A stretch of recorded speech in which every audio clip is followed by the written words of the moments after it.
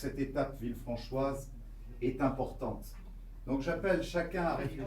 José Cobos, qui est tenu à être un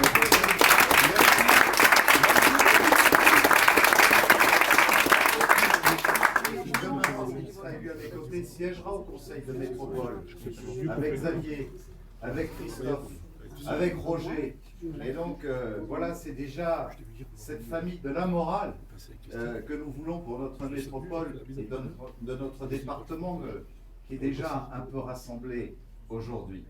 Alors je sais que on a beaucoup essayé d'utiliser comme prétexte le fait qu'il faudrait quelque part résister à la métropole.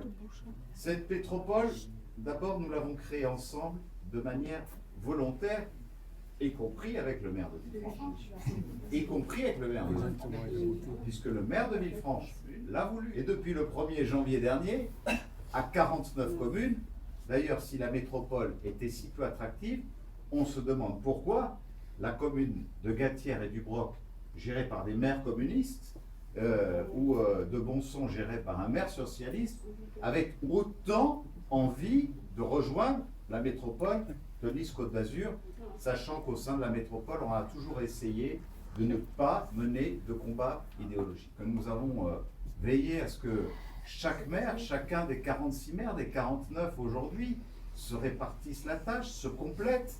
Il n'y a pas de domination de qui que ce soit. D'ailleurs, on a toujours fait un conseil des maires où nous avons décidé que tout serait voté à l'unanimité avant que nous n'inscrivions quelques dossiers que ce soit à l'ordre du jour pour ne respecter que la volonté de chaque commune et de chaque décision de chaque conseil municipal, y compris sur les compétences qui étaient transférées à la métropole.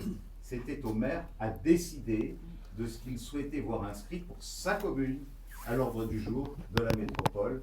Et Roger et Xavier peuvent en attester. Chaque demande qu'ils ont soumise à la métropole a toujours été soutenue. Vous prenez collecteur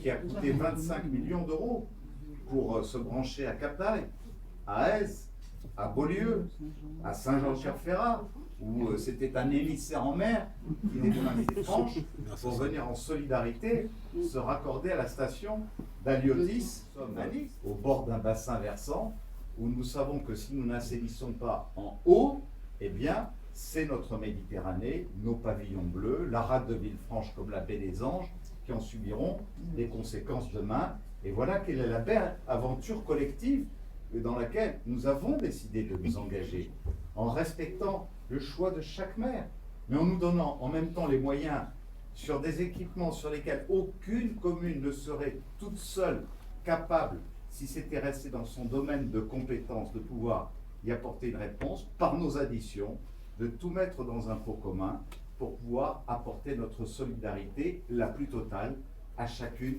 de ces communes, en complément de ce qui relève des compétences du Conseil général, et où nous faisons systématiquement des additions.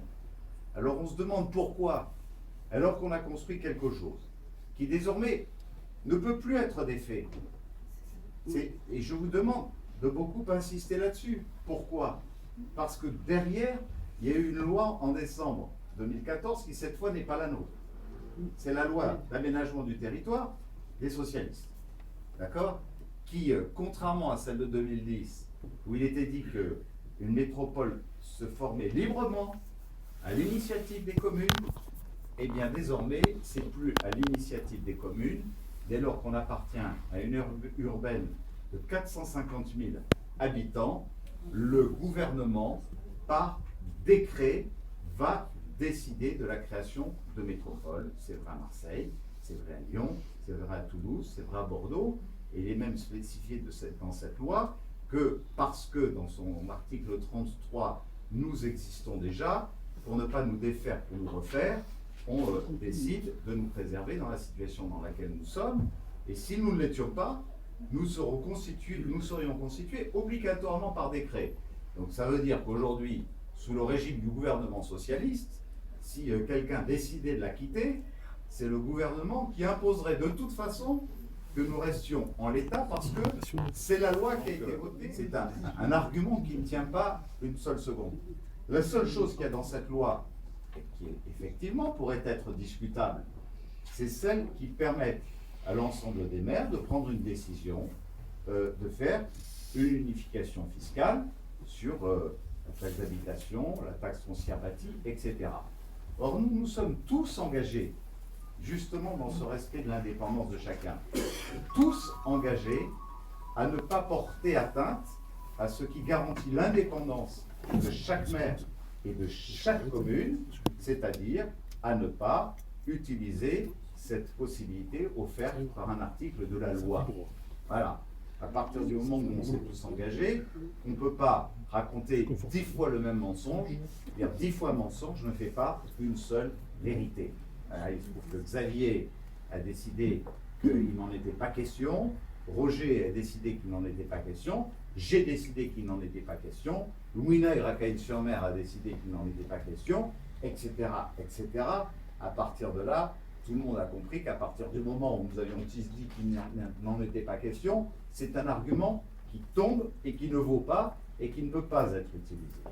Donc aujourd'hui, nous nous retrouvons dans une situation qui nous ramène à cette morale politique où il se trouve que on a décidé de s'engager d'un côté contre un modèle qui aujourd'hui apporte un soutien et une solidarité, et d'un autre côté, où Christophe Trojani, comme André Bézina, qui avaient chacun pris l'initiative de s'engager politiquement, mais autour, au fond, d'un projet qu'ils partageaient largement, qui était de dire, voilà, il y a le Conseil général des Alpes-Maritimes. Nous partageons la politique qui est conduite par la majorité départementale. Il y a la métropole de Nice-Côte d'Azur. Nous partageons cette même vision. Et donc notre projet pour Villefranche doit nous amener aujourd'hui à occuper toute notre place pour faire respecter Villefranche, tant au sein du département des Alpes-Maritimes qu'au sein de la métropole de Nice-Côte d'Azur, et pouvoir récupérer le meilleur pour les Villefranchoises et les Villefranchois. Je dis, à partir de là, bon, on s'est retrouvé avec deux amis, engagés sur des idées claires, et il y avait une étape importante à franchir, c'est qu'au fond, en défendant le même projet, la même vision pour l'avenir de Villefranche, l'essentiel c'était de démontrer que là où les Villefranchois, comme tous les Français d'ailleurs, de bon sens, attendent dans ce monde politique où la parole politique est tellement discréditée, quand on partage les mêmes valeurs, d'être unis, d'être rassemblés dans le même camp. Et ils ont franchi l'un et l'autre cette étape si importante, à laquelle d'ailleurs un autre candidat qui prétendait défendre la même vision, puisqu'il nous avait rencontrés, en nous disant non mais je soutiens la politique du Conseil général, je soutiens la politique de la métropole. Donc il y avait toutes les raisons pour que dès le premier tour, ils fassent déjà tous les trois équipes ensemble. D'accord et c'est là qu'on voit qu'au deuxième tour, c'est le reniement total. On s'associe à quelqu'un qui n'a pas défendu la même vision que celle qu'il prétendait défendre. Non mais, voilà, je crois qu'en disant ça...